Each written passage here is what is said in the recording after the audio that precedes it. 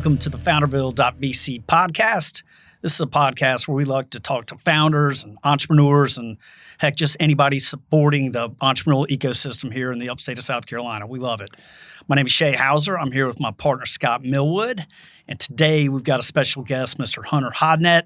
Hunter is co-founder and chief brain behind, or CTO, I should say, of course, behind Chipp.ai. Chipp is a Founderville.vc portfolio company. We've been investors for roughly 4 months, so we're excited to get an update from Hunter to hear what's going on. And I think you're going to learn a lot from Hunter as we talk about this. So, Hunter, welcome. It's good to have you here. Glad to be here. Very excited. Yeah, heck yeah. We'd love to hear a little bit about Chipp. Tell us what you guys do, what's going on with the company, and why you're so fired up about it. Yeah, why I'm so fired up about it. Of course, yeah. I was going to say. Yeah, Chipp is the easiest way to build AI agents for your business. You can think of us as the way we do that is through a no-code interface. So there are a lot of things that you would do when you're pursuing an AI SaaS vertical play that we have just collected into one platform. The reason I'm so fired up about it is one of the cool things being a founder is you get to just look out into the world and you see things that aren't working truly efficiently. And as a founder, you can be like, oh, well, I'm gonna solve that problem. Oh, I love that. And so what I'm so fired up about with Chipp is it is just a collection of things of problems that I've solved across my career that I get to concentrate into a product. Yeah. And it keeps me in a flow state every day where I am just like beyond excited to wake up and do this. Yeah, that's fantastic. Yeah. I mean, we've heard that comment before from other guests. It's solve the problem. Yeah. And focusing around that thing and, sort of laser focus, build that thing and, create the solution. And the solution set's going to bring customers over time. Yeah. And that's also the really fun part is we're a very publicly accessible product. We have a self-service product surface. And the really cool thing is watching people sign up for the product. And we have all the bells and whistles of a startup where like things go ding when someone buys a plan or signs up. And, they join our community server and just getting to talk to these people because it's really just putting a beacon out there of saying, I care about this problem. Here's what I'm doing. And then all these other like-minded people sign up for the product, pay for a plan, and, I get to talk to them all day. And it's just a blast. So describe that problem in a little bit more detail. Just dig into it. What attracts a user? How do they arrive? What are they attracted to? What are they trying to get at when they come to you? Yeah, there's a lot of news about AI. I'm sure y'all get inundated all the time. Sure. Honestly can't keep up with it all. Right. Can't keep up with it all. No way. Yeah. Well, that's really the key statement there. Can't keep up with it all. My co-founder is a content genius. Scott, if you're out there, kudos, bro. I'm not stealing the thunder at all here. But he puts out a lot of content that really simplifies what's going on in AI. And then we couple that with workshops, places where people can show up and ask the dumb questions. Say, I heard this is going on in AI. What is vibe coding? Like what are all of these things? And so they'll typically find our content. We have a lot of stuff on YouTube. My co-founder cuts it up into shorts. We publish blog posts, and we'll talk at events. And through one of those channels, people will become aware of our product and then sign up self-service for our platform that way. And then every single person who signs up, we make sure to do some direct outreach. Why did you sign up? What are you trying to do? And when they're doing that, they're kind of equating that to I could go this route with ChatGPT, Claude, whatever it may be, or I could do it this way. Exactly. So people are typically trying to make a vertical AI SaaS play. Gotcha. What happens is the thing that makes SaaS so great is you have a subject matter expert that knows what the shape of a solution needs to be for a given problem. Right. Those people have more leverage than they've ever had in history with AI. We get those individuals that are aware of our content and they're like, man, should I spend all of this money on a software team, on a design team? Gosh, the capital to really go into this vertical is pretty high. Or should I look for shortcuts to kind of get me some traction in this market and prove some traction before I take this gigantic leap? And typically we connect with those folks. Builders. Builders. So I'm going to build a vertical AI for X kind of domain. Exactly. Tell us a story on one of those. Give us a good example. Well, that was our founding story. Yeah. So, it's really impossible to build for that audience unless you've done it, right? Because you just don't know what happens. So my co-founder and I, we met at a previous startup, really liked working with each other. He's the kind of guy who just tries stuff. He'll just dive in, and I'm that way too. And we were like, oh, okay. And we were just slinging AI training. We were doing corporate training. We do like a 10K contract to just do corporate training, and then to use AI. How to use AI. Yeah, and I was one of the like influencer people. Scott, my co-founder, he would collect all these people and be like, I'll bring in the guy that'll show you how to do AI for marketing, AI for I was AI for software development. And then what we found through that, if the thing being taught, if it really does work, you're going to just take that concept and go make money with it. Yeah. That ended up happening for us, and we pursued vertical AI SaaS via a project that was called Benchmark 990. We found that there are forms available just publicly from the IRS for the financial data for nonprofits. And a big problem that anyone running a nonprofit has is, what do I pay my executives? There was a competitor in that space charging like $500 per report. Oh, wow. And we were like, why don't we throw some AI on that and have an AI chatbot where someone can pay per message sent back and forth, and we'll make like $50 per interaction, and that'll be the vertical. And through that experience, so we pursued vertical AI SaaS. We realized what was going on was way bigger, and we were pursuing something that was far too small given what was happening in the industry. So, and then we essentially we exploded out from that vertical AI SaaS play and white labeled what we built for that into what has now blown out into Chipp. So most of the customers, if you're using their AI tool for that vertical, they have no idea that Chipp is under the covers. Correct. Yeah. That's what people pay for. People really are interested in like, hey, I want a best-in-class experience. I want to go to market as fast as I can, but I want my branding on it. Yeah, sure. Gotcha. And then that person who on the other customer side is the user, is the implementer builder who's trying to expand that set of prompts and pathways to build out the full featured vertical for yellow pencil manufacturers in Pickens County. Right? Yes. Micro vertical and a micro geography. Yeah. And what's so fun about that is they never want their end users to realize they're interacting with Chipp. Sure. Right. And so it's really cool to see what they want to customize. Yeah. Because now we're just completely building for them. Yeah. And so they come to me and they're like, can you change the font style? I'm like, why would you want to change the font style? But I'm like, all right, well, if that's what you want. And then they the ways in which they want to customize Chipp so that they have a fully branded experience for their vertical as well. That's the product development though, right there. You've got the reseller community out there. Yeah. They're supporting the end user, right? They're trying to figure out like, how do we do this? What do we need? It's great because inevitably you create one feature set, one product for one client. It's other clients going to want it, right? You just get to continue to roll it out across and add it into the different packages or whatever's the enterprise package, for example. Exactly, and what's so crazy is watching the features bubble up. One thing I've learned through this experience is.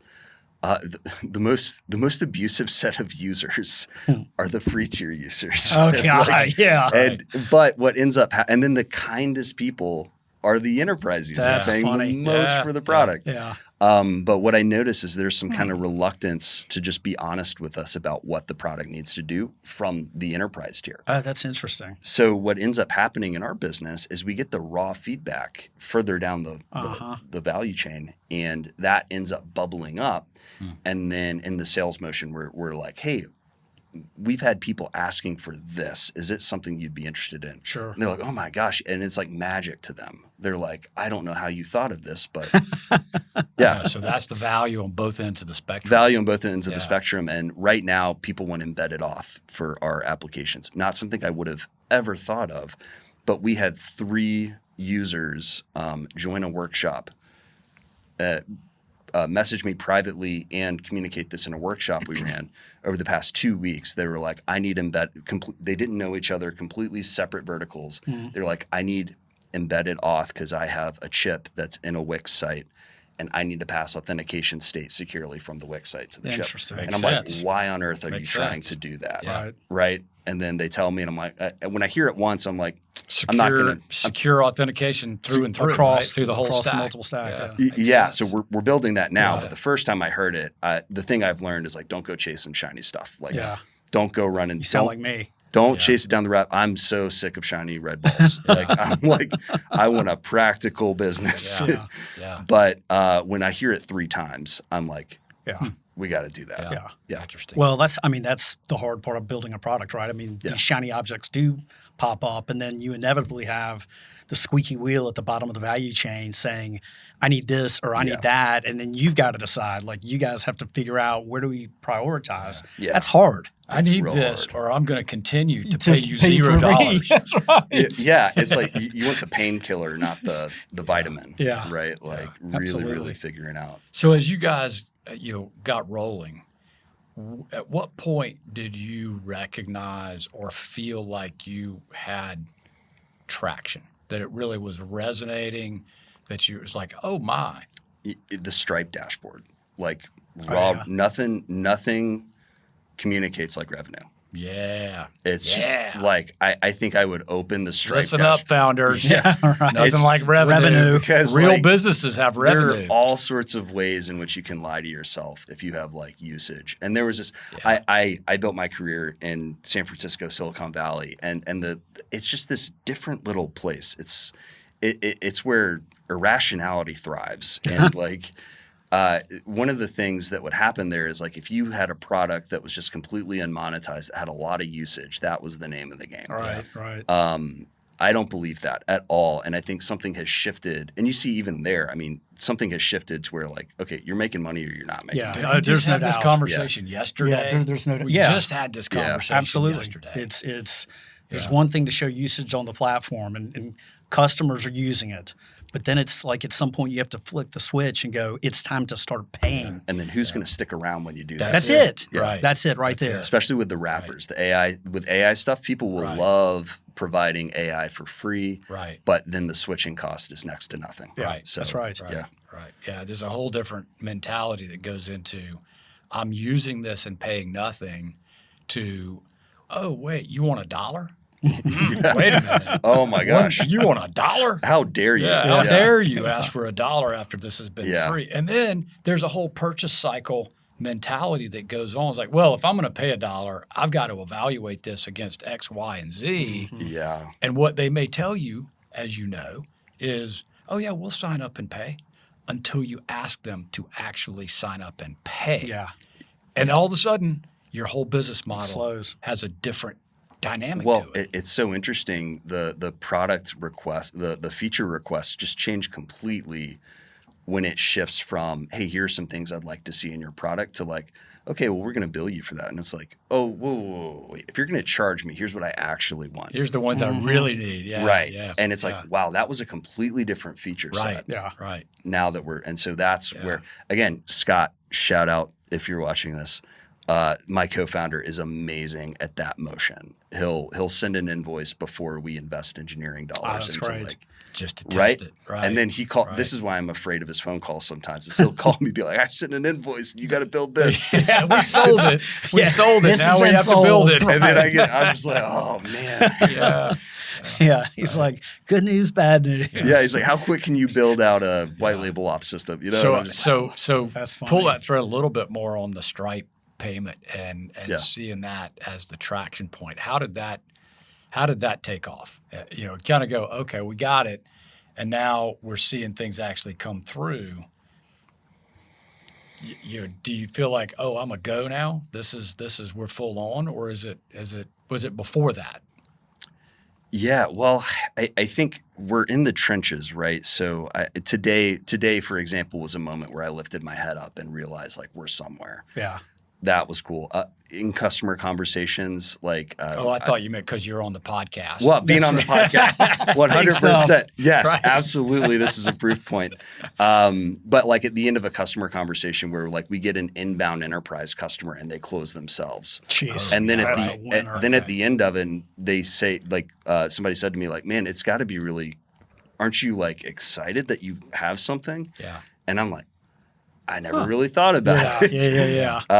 But Cool. so That's I very think cool. I think when it really started happening, when we really realized we were onto something, was when we switched our mindset from, hey, here's what this cost us to build or offer, switching out of that mindset to how we charged in our pricing model to like, what will people pay for, no matter what it required from us? So, for example, it was very easy for us to let someone have their own custom domain on Chipp and remove our branding. Right. It was one little line of code to have our branding on their chat or off their chat. Yeah. The first uptick in revenue was making people pay to remove our branding. Nice. Right. That was Super so simple. Right. Super simple. Right. Yeah. But something that you got They were a like, set of customers that High just want it. value. High Sure, value. high value. They're like, Yeah. I want your branding completely off. Yeah. Right. Didn't take me anything to code. Yeah. Right. So the Yeah. cost of the feature was nothing, but it was like a revenue driver. Yeah. So I was like, Makes okay. sense. Yeah. Yeah. Yeah. White label makes sense. Right. Yeah. Yeah. But that really was our first uptick. That was our $29 a month pro plan. Yeah. And you had to pay $29 a month to get our branding off. Yeah. Perfect. And that really. So take us back a little bit. How did you and Scott, you mentioned it a minute ago, how did you guys come together? Yeah. And you were working together, you knew each other. Yep. But at a certain point, you both had to say, let's do a business together. Yeah. Yeah. And that's fun. So I was, I had gracefully shut down my first startup, and I was getting married, and I needed just a regular job. I took a job at a startup called Proof of Learn, which was selling Web3 learning certificates. And I joined as lead engineer for the learning platform where the content was served.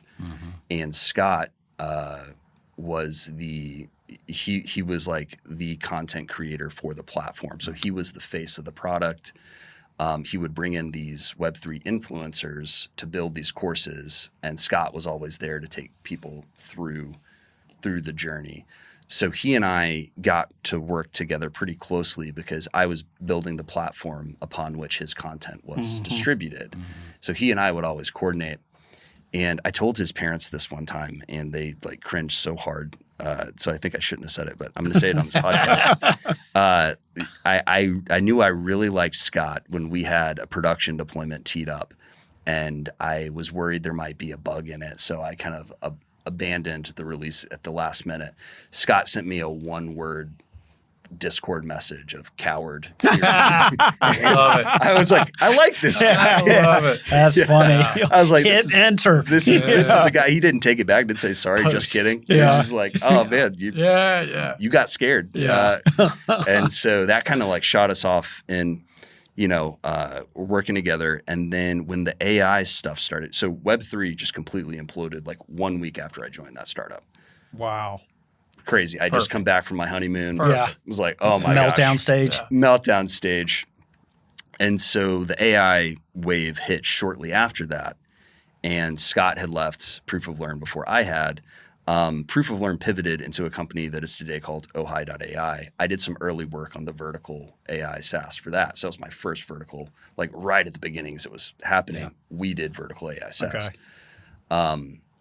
And then I saw Scott just having fun slinging these AI contracts. And I talked to my wife. I was like, gosh, I think I got the itch. Like, I think I got to hop back in, right? Like, I think I got to do a startup again. Yeah. And we made a compromise, and I set up an agency, an LLC that I actually still have here in South Carolina, where I was just slinging contracts. I'm Yeah. like, I'll sling contracts. I won't go all in with Scott, but like, I'll throw some lines out there and we'll see what bites. Happens. Yeah. And I was working with 3 startups as a vendor contractor of software services, and 2 of them failed, and Scott was taken off. Right. And so I saw the lightning in the bottle moment happening with Scott among the 3 I was working with. Mm-hmm. And I was like, whoa, I'm not a vendor. I'm not a vendor at all. Like, let me be your your CTO and partner. co-founder. Let me hop on this train. When was that? How long ago was that? That was, so I founded the LLC. I left Proof of Learn. That was tough because economy was kind of crazy. And my wife was like, you're going to quit a job. That was probably May of 2023. Okay. And then I founded the LLC here in South Carolina. I contracted for 2 or 3 months. Yeah. And after 2 or 3 months, I had built 3 MVPs. I had built an MVP for 2 other companies and then Scott's. Got it. And Scott, that was popping off. That was and that was when ChatGPT was just. I mean, it was just starting. It was just starting. Yes, that was benchmark 990. I had contracted some work for that vertical ASS, and we saw what was happening, and we're like, whoa, this is small potatoes. Like we can go big. Yeah. What's y'all's vision for Chip at this point? I mean, if you look out a year from now, even, and I know that's hard to do, but if you sort of look, where do you see you guys evolving? What do you look as sort of low hanging fruit or this particular direction that like we are going there?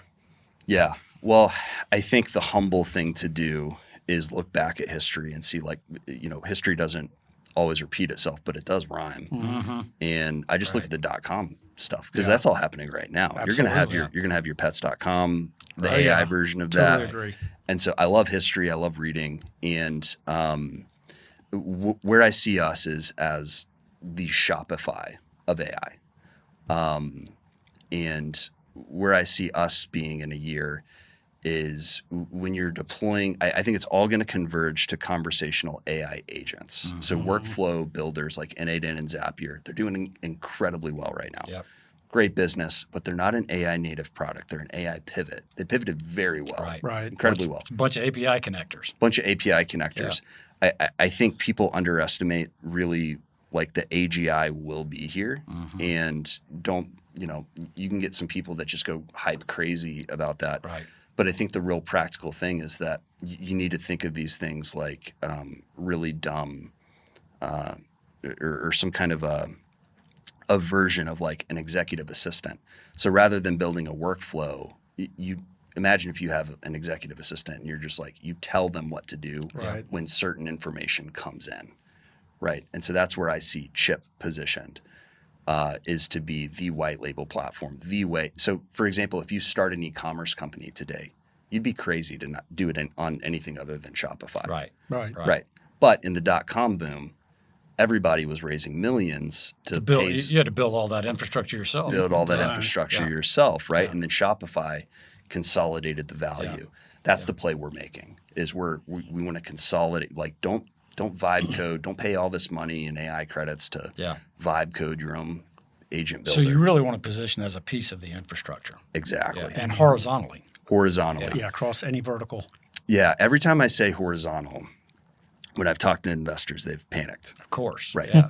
Sounds like a big reach. It's like undifferentiated. It's everything. Yeah. We're going to be everything to everybody. All people. That's right. Right. That's a big red flag. Right. And so what I realized in these conversations as I was having them was like, oh, wait, because somebody had told me like you're undifferentiated, and I'm a little bit I enjoy conflict to a small degree. So you didn't like that very much. I like to debate, and so I was like, no. Let's walk that back and unpack that. What do you mean? And through that conversation, it was very friendly debate, very good natured. Right. Through that conversation, it's like, oh, no. Let me help you out here. You are differentiated, but like it's small businesses and agencies is really where you are well positioned as a solution.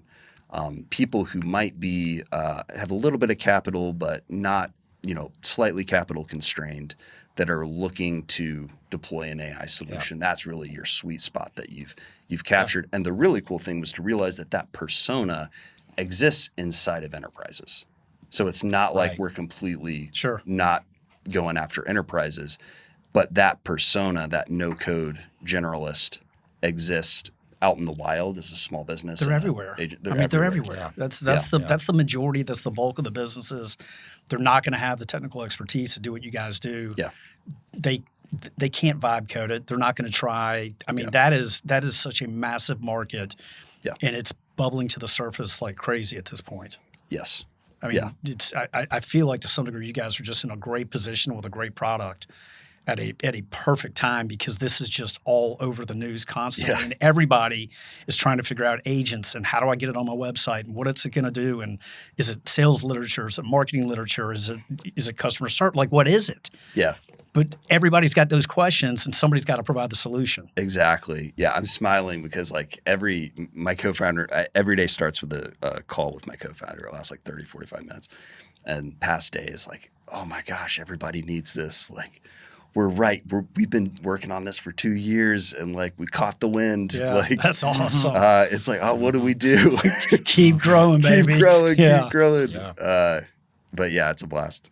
Well, it is one of those things too. Is you're constantly looking over your shoulder. If you're trying to position this horizontal platform play, Yeah. and you're looking at all of the giant players, can you stay out of the way? Is there enough market, and can you execute enough to not get caught under the footprint of the elephant? Yeah, dancing between the elephants' Well, toes. that's pretty exciting. Yeah. I don't know if this is public or not, but I did catch wind that OpenAI has like a reseller program that they're trying to roll. So we caught through some back channels. So like, that's it. So OpenAI, if you're watching this, we know. Yeah. But You're in trouble. yeah, but that's kind of the big meme, right? Is like, OpenAI killed my startup. Right, of course. Right. And so we saw that with vertical SaaS. So we were on GPT 3.5 Turbo trying to build a vertical AI SaaS agent.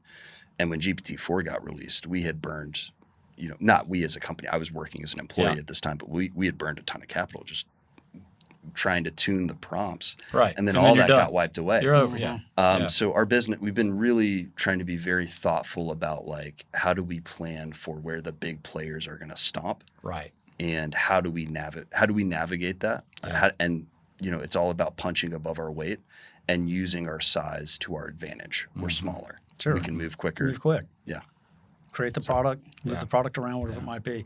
Yeah. You guys took the route of venture capital. We did. Yep. So was there ever a time where you guys were thinking, let's figure out a way to bootstrap this thing, or was it like we're going to have to go raise capital? We started bootstraps. So Scott, I think you had mentioned at coffee when we met a while ago, you were like, man, really the secret is like have two people that can just rub two sticks together and make something happen. Right. Is the key to a business, right?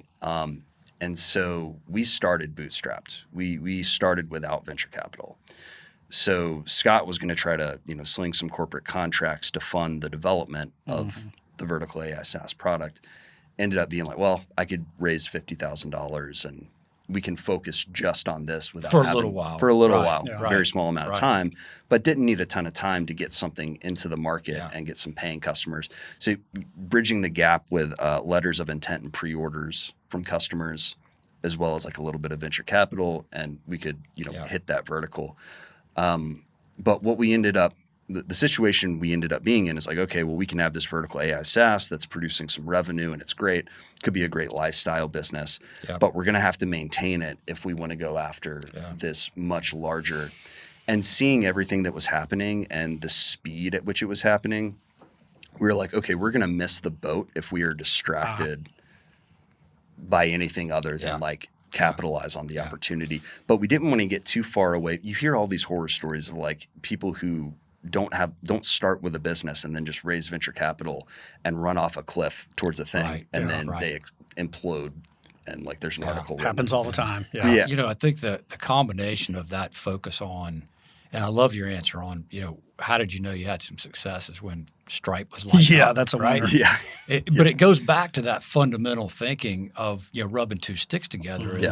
Can two people come together and figure out a way to not have to have a job for a while, right? I don't have to have a paycheck. I can produce enough value in the market that someone, corporate contract, a company trying to build an app, whatever it may be, is willing to pay me. And along the way, in parallel to that, I also figure out that the two sticks we're rubbing together are good enough for maybe a little starter fire. Yeah. And I was like, that's kind of working. And then you feed that thing. Yeah. And but then you're not as beholden to angel investor one for the next 100K or VC until you know that little fire is actually going to be worthy of putting more fuel on it. Yeah. What's the point? You've just gotten yourself into a money trap of owing somebody $100,000 of money. Exactly. Right? It's not free. It's not free money. It's not free. No, Right. it's Not free money. Right. There's a lot of caveats with it. There's a lot of stuff that comes with it. You need to be making a very conscious decision. I think a lot of people are like, oh, like people hand out money. Like, let me go to one of these people that are handing out money. And I think what really clicked with me as I was learning about venture capital and what does it mean to accept venture capital and what does a venture-backed business look like and how is it different from a bootstrap business. Mm-hmm. I did Draper Startup House for my first company, and I was in a cohort with a bunch of people, and they kind of flew us to Austin. And I had already lived in Austin, but everybody else flew into Austin. And there was this one just savant in the cohort, and he had an Excel spreadsheet where he had mapped out how much capital was being put into the company and how that capital was being multiplied at the other end if they did certain things. Yeah. And that was kind of I had a career as a software engineer, and I was like trying to be an entrepreneur at the time. And that was a big wake up call for me. I was like, oh, like this business is a math equation. And then we had mentors. I had a mentor who had had a very successful exit. And he told me that. He's like, listen, when you're going into these conversations, like it's a math equation. They want to see what the capital produces on the other side. That's exactly right. How are you going to multiply their money? What is a good multiple in SaaS? Right. So that was why we accepted venture capital. And so we used that to scope what we're doing. Sure. Like, is what we're going after going to create that equation? Yeah. Yeah, now you guys have raised enough capital. You can pour the fuel on the fire. I mean, you can build out the team, the sales marketing team, your team. You guys are starting to do that now, and I think that's pretty exciting. We are, yeah, and it's really exciting to see like, okay, well, who do we need in what position, and how do we organize a team that makes this happen? And I think starting from we had a business to begin with, and then we chose to raise venture capital, and that has some effects on how we're operating the business. And having a source of truth is incredibly grounding for us because, as you know, there's so many ways to get distracted as you're founding a company. And it is so helpful to just have the grounding truth of like, okay, we started this from a business that we are growing into this thing. So what have been some of the maybe the biggest changes you've had to make throughout building the company? Like, have there been any meaningful pivots, or have you had any of those oh shit moments like this is not working and how do we get through this? Like, what's that been like? Oh man. So there's been a lot of those. Yeah. There's only been one pivot, but a lot of oh crap moments. What do we do? That's pretty regular. The only thing that has changed is our response to that. Scott and I just kind of like, well, it's another day. This is happening. We have bad actors somewhere in the world are trying to take our service down, and but we had one big pivot, which was when we were we knew we wanted to be a platform for people to build their vertical AI SaaS on.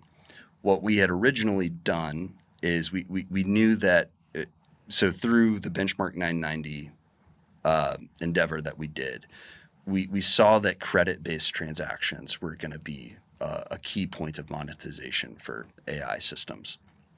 So what we said is like, hey, let's be the credit-based monetization platform for AI. AI is going to be monetized in a completely different way. There's actually a company called Paid AI that came out. Like, they launched a few months ago, and I sent it to my I was like, hey man, like we're not going to go after this anymore. We pivoted away, but like it's built into our platform to a degree. We thought that was what we were going to be. We couldn't get people to pay for it. right? People used it for free. I built a open source software package that hooked into the credit-based chip monetization system, and people used it. But the moment we asked people to pull their wallets out, it was just like, well, you don't offer me enough value. Where's the value? Like, I'll use it for free. And so we had this really tough moment where we were like, okay, I had pulled an all-nighter across a weekend, and I came up with this thing that I called the playground. I was like, maybe people just don't know how to monetize. Maybe we need to educate the market. Yeah. Right? So I'm like, let's have this playground. And I think the most basic use case is monetizing a conversational chatbot. Right. People understand that. Yeah. So let's have a playground where they can test out their monetization strategies. Well, what happened after we launched that is people said, I want to white label the playground. And we're like, well, that's just a playground. Like, what do you mean? That's just like for you to test out. You need a software engineer who downloads our package and does this. And they're like, well, I'm not a software engineer, but I want to give this conversational experience with the credit-based monetization to my audience. Could you do that? And it was one of these moments where we kind of just were getting pulled by the hook. Yeah. We were like, listen, we don't want to push something on the market. We know that's a bad idea. Right. We know that having some grand vision of what needs to happen and then pushing it on people. And me and my co-founder were like, let's just build what people want. We want a successful business. Let's build what people need. Yeah. And we were like, we white labeled the playground, which was a coding nightmare because there was so much tech debt in the code base that said playground. And the people who came after were like, playground? This is the whole product. Like, why is it a playground? But that was the big pivot. That's huge. I mean, isn't that crazy how it's something you didn't see at all? Yeah. You know, it wasn't there, and then all of a sudden the customer started asking. It's like, no, I just actually want the playground. It's like, what? I was like, but that happens all the time now. And I think what gets us more users, what happens is people try us out, they'll sign up for a paid plan, and they'll get really annoyed that we don't do something. And they'll submit a ticket through a thing called Feature Base. My phone buzzes. You'd be shocked how few people we get quite a lot of feature requests, but we still have enough time to respond to each one. And I think that surprises people. And then when they see us respond and then they see me like launch it really quick, they become really sticky. And then they're like, hey, I can have a personal relationship with Hunter, who is the co-founder of this company. When I submit a feature request, he's going to build it. It's going to Hunter him. responds, which you should never outsource, by the way. Like no community manager or anything until you're like Series A or beyond, or like just way, way, way out there. But yeah, my co-founder and I respond to each feature request, and we try to just go to where we see things going. Sure. Yeah. God, that's huge. Yeah. Congratulations on all Thanks. that. Yeah, right. Listening to the Yeah. market. Listening to the market, listening to the customers, talk to the customers. Amazing. Well, that morning call with my co-founder is so important because I see things and he sees things, and we have to start the day joining our perspectives together. So like this morning, I was going to build something completely different that I saw people wanting. I was going to do embedded auth, and my co-founder was like, oh, he's the CEO, so he really has his hand on the tiller, which I don't know if it's going to be controversial or not, but you should never have a co-CEO. There should always be like somebody who steers the ship. It's the deciding vote. So my co-founder has the deciding vote, and he was like, hey, we need to go this way. And I was like, okay. And so part of my growth as a co-founder is being like, okay, you got to do what the team Where's needs. the money? Well, where's you the gotta, money? You got to trust. Yeah. I mean, you got to trust. You gotta again, trust. it's back to that thing. Like you can listen to the feature set and the requests from the customers who are using it, but will they pay for it? I mean, I think that is the, I'm going to come away from this conversation with that as a reassurance of why we invested in you guys. No doubt. A nose for the dollars. Yeah. Yes. That we believe is such a fundamental part of getting it right for the customers. Not just getting it right because they want it, getting it right because they want to pay for it. Yeah. Right. That drives our conversation. And we have to do that every morning because there are things I'm like, hey, I think this customer persona is asking for embedded auth, which if you're out there and listening and they're like, Hunter's not going to build it, we'll build it for you, I promise, eventually. But, we need a new landing page and, deploy our updated pricing model, right? And so like my co-founder, Scott, is like, give me that. Here's why this matters. Yeah. And then I'm like, oh, show me what you see first. Yeah. So I'm truly bought in. I'm not just saying yes. Yeah. And he's like, here's what I've been doing. It's like, oh, okay, all right, this is the way we're rowing. Yeah. So everybody row. Good. Sure. Yeah. No, that's great. That's a good way to do it stuff. for sure. Yeah. Well, I mean, scratching the pad, as Scott says, about generating revenue. I mean, that's crucial. We don't fund pre-revenue, and part of it's because, just like you were saying, you can build something and push it on the market. Yeah. I mean, that's a crapshoot. I mean, Yeah. I can convince myself that the market wants some particular product all day long, and I might not have any idea what I'm talking about, right? There might not be an audience that's willing to pay for it. Yeah. So getting to that point where, yes, they're using it. Now it's time to pay for it. That is a huge item for us. right. Like, we've got to see that in our companies. So previously I'd operated a dev agency. So my default state, like if the world ends, I'm operating a dev agency and slinging some contracts. Right. My niche was MVPs for startups. And so Okay. I had a lot of early exposure. I was just getting reps on MVPs because I knew I wanted to be a startup founder one day. So I was just getting reps on MVPs. And I had like a front row seat to when founders would delude themselves and like go off in a direction for something that people weren't willing to pay for. Man. And I had a front row seat to people that were making money. And I got a very clear picture, and it was really sad because I was like, oh my gosh, like you can just see it when someone is running off the deep end. Right. And they're like, I'm just one feature away. Like I just need to educate the market a little more. And it's like, I wish you could see what I've seen. Like, I wish I could somehow break through to you and convince you not to do this. I had a mentor that called those types of features owl toothbrushes.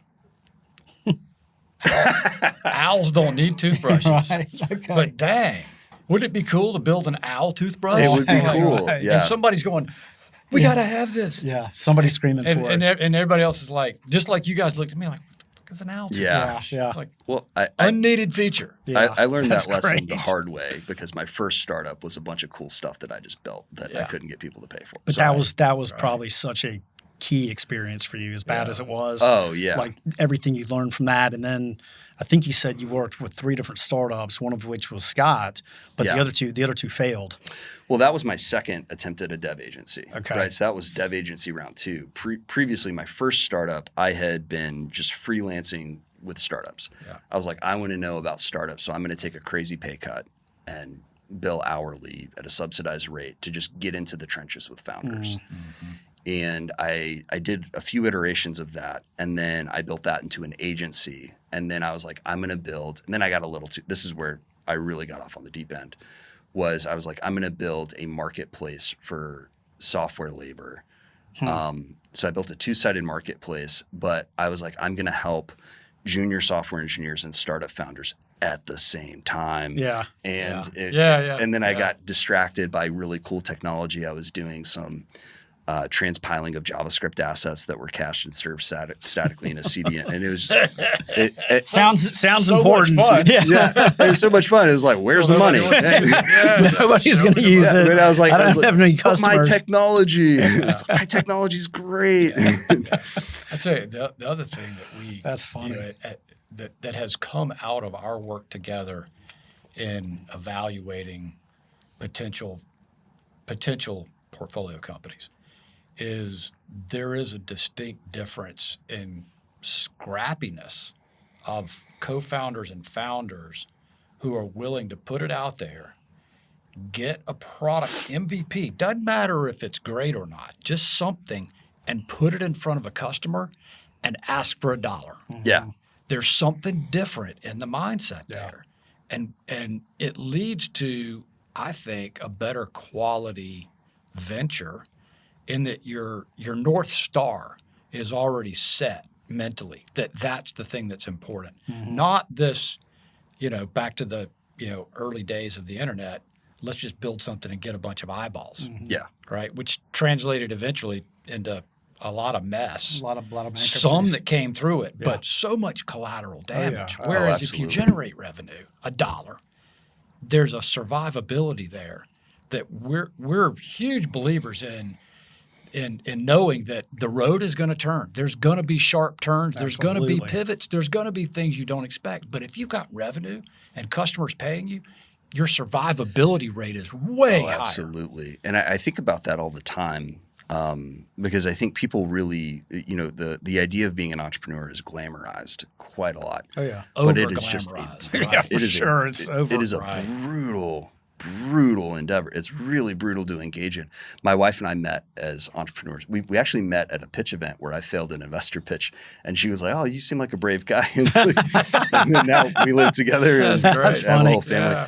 Yeah. But she was like, "Yeah, if you want to change, Heather, I love you, baby. I hope you're watching this."